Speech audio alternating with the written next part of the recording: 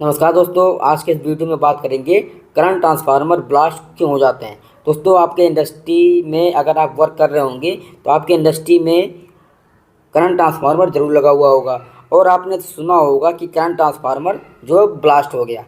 अब इसके ब्लास्ट होने के क्या क्या रीजन्स होते हैं, क्या क्या पॉसिबिलिटीज बनते हैं, तो इस वीडियो में आपको मैं 5 ऐसे रीजन बताऊंगा जिसके कारण ये करंट ट्रांसफार्मर ब्लास्ट हो जाता है। और अगर आपसे इंटरव्यू में पूछा जाता है कि करंट ट्रांसफार्मर ब्लास्ट क्यों हो जाते हैं, तो अगर ये पाँचों रीजन अगर आप बताते हैं तो आपके पास होने के चांसेस बढ़ जाते हैं और आपका इंप्रेशन भी बहुत अच्छा हो जाएगा। जब इन पांचों कारणों को आप पांचों रीजन्स को आप बताएंगे तो आपका इंप्रेशन बहुत ही अच्छा होगा। तो इसको समझने से पहले इसकी बेसिक जानकारी आपको पता होना चाहिए, जैसे कि यह एक इंस्ट्रूमेंट ट्रांसफार्मर होता है। ठीक है, अगर आपसे पूछा जाएगा यह कौन सा ट्रांसफार्मर होता है, तो यह एक इंस्ट्रूमेंट ट्रांसफार्मर होता है और यह एक स्टेप अप ट्रांसफार्मर भी होता है। आपसे अगर पूछा जाएगा कि यह कौन सा ट्रांसफार्मर होता है, तो यह एक स्टेप अप ट्रांसफार्मर होता है। अब आते हैं अपने टॉपिक पर कि करंट ट्रांसफार्मर ब्लास्ट क्यों हो जाता है। तो दोस्तों देखिए, एक एग्जांपल से समझते हैं। मान लीजिए कि कोई भी मोटर है, ठीक है। अब यह मोटर चल रहा है और आपने इस मोटर का करंट चेक करने के लिए आपने एक करंट ट्रांसफार्मर लगा रखा है।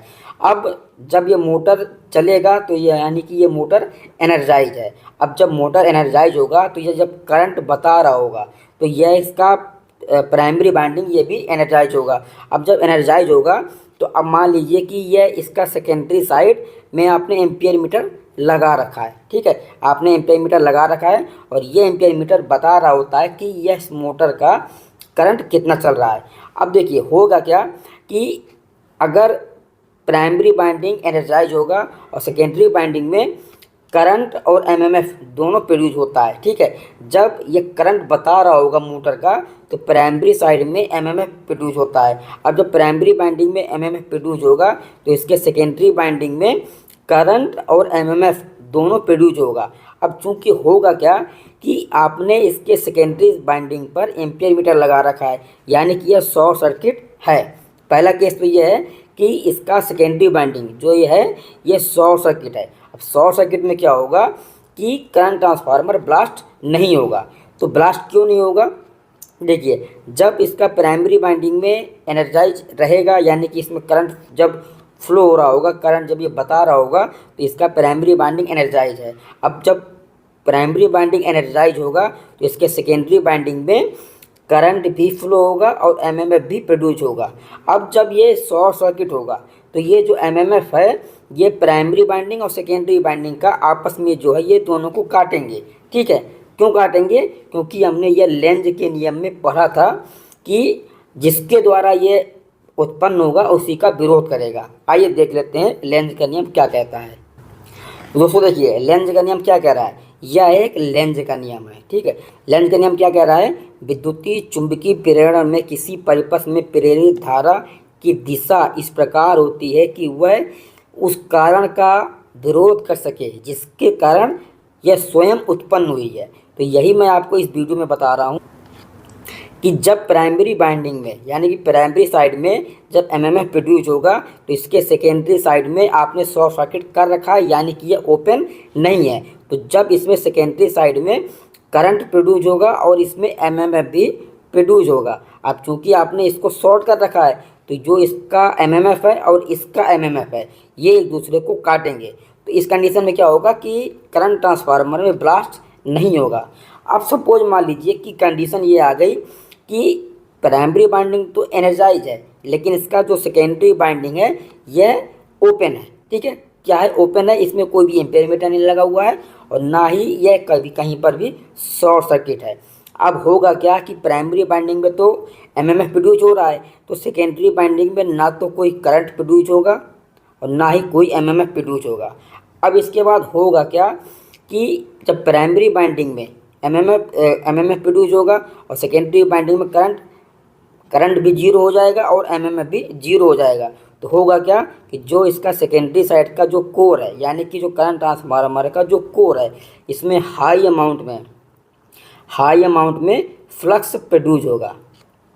हाई अमाउंट में फ्लक्स प्रोड्यूस होगा तो फ्लक्स प्रोड्यूस होने से जो ट्रांसफार्मर है ये ब्लास्ट हो जाएगा। ठीक है, ब्लास्ट हो जाएगा। पहला रीजन तो ये हो गया कि अगर इसका शॉर्ट सर्किट नहीं है सेकेंडरी वाइंडिंग, तो इसमें जो हाई अमाउंट में फ्लक्स प्रोड्यूस होगा इसके कोर में। अब कोर में जब हाई अमाउंट में फ्लक्स प्रोड्यूस होगा तो करंट ट्रांसफार्मर जो होगा ब्लास्ट हो जाएगा। पहला रीजन तो ये हो गया।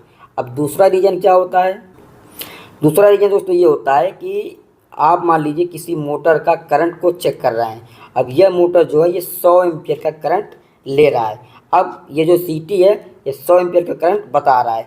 अब सपोज मान लीजिए कि किसी के गलती की वजह से जो मोटर का फुल लोड करंट है वो 100 एम्पियर है और आपने जो सीटी लगा रखा है वो 80/5 का है। तो यहाँ पर क्या हो गया कि जो सीटी है ये अंडर साइज हो गया। अंडर साइज होने से सीटी जो है वो गर्म होगा, जिससे इसका इंसुलेशन भी वीक हो जाएगा। इंसुलेशन वीक होने से करंट ट्रांसफार्मर ब्लास्ट हो जाएगा। तीसरा रीजन क्या होता है? तीसरा रीजन ये होता है कि अगर इसके आसपास कोई भी नमी है, अगर इसके आसपास कोई भी नमी होगा तो क्या होगा कि ये जो सीटी है ये सैचुरेट हो जाएगा।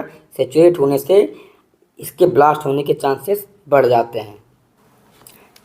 चौथा कारण क्या होता है कि देखिए, अगर इसका सेकेंडरी साइड जो है अगर ये लूज है, इसके कनेक्शन जो है वो लूज हैं, तो क्या होगा इसमें स्पार्किंग होगा। स्पार्किंग होने से भी करंट ट्रांसफार्मर के ब्लास्ट होने के चांसेस बढ़ जाते हैं। पांचवा कारण क्या होता है? देखिए, पांचवा कारण ये होता है कि मान लीजिए कि कोई भी 3 फेस का मोटर है। अब उसमें जो रिक्वायर्ड वोल्टेज कितना होता है? 415 वोल्ट पर वो मोटर ऑपरेट होता है 3 फेस का। अब कभी कभी होता है क्या है कि वोल्टेज ज़्यादा आ जाता है, यानी कि 415 वोल्ट की जगह पर 500 वोल्ट आ गया, 510 वोल्ट आ गया। तो इसमें होगा क्या कि इसमें वोल्टेज जो है वो ज़्यादा हो जाएगा। और जो ये सीटी होता है ये 440 वोल्ट पर डिजाइन होता है। अब जब इसमें हाई वोल्टेज फ्लो होगा तो इसके जो प्राइमरी साइड है ये सेचुरेट हो जाएगा। सेचुरेट होने से इसका इंसुलेशन जो वो वीक हो जाएगा। इंसुलेशन वीक होने से इस करंट ट्रांसफार्मर के ब्लास्ट होने के चांसेस बढ़ जाते हैं। तो यही कुछ 5 ऐसे रीजन्स थे जो कि मैंने आपको बताए। अब अगर आपको ये वीडियो में कोई भी डाउट अगर रह गया हो तो मुझे आप कमेंट करके ज़रूर बताइएगा। वीडियो कैसा लगा ये भी आप कमेंट करके ज़रूर बताइएगा। दोस्तों, मिलते हैं अगले वीडियो में। नमस्कार।